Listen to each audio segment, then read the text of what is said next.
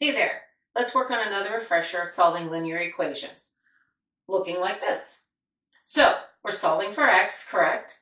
We need x by itself on one side, and if you notice here, x is on the left side, but it's got a couple of things around it. So first off, notice there's two terms, and one term is 3x, and the second term is 1.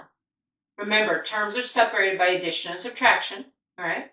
So, the second term, the 1, doesn't have an x with it, so it's got to go. Now, it's attached with a subtraction sign, right? So how do you break subtraction? Good, addition. So I'm going to add the 1 to the left side to break it off. But you know as well as I do, if you do it to the left, you also have to, good, do it to this right side. So when you simplify it from here, on the left side, we end up with 3x because the minus 1 and plus 1 cancel out. And on the right side of the equal to sign is 6.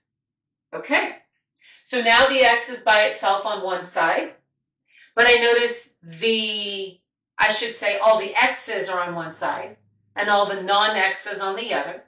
But I'm noticing that the x is not completely by itself. The 3 is still attached, right?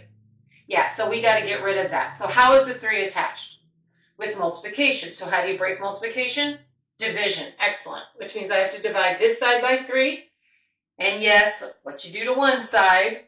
So we divide this side by 3. So on the left side of the equal to sign, what remains?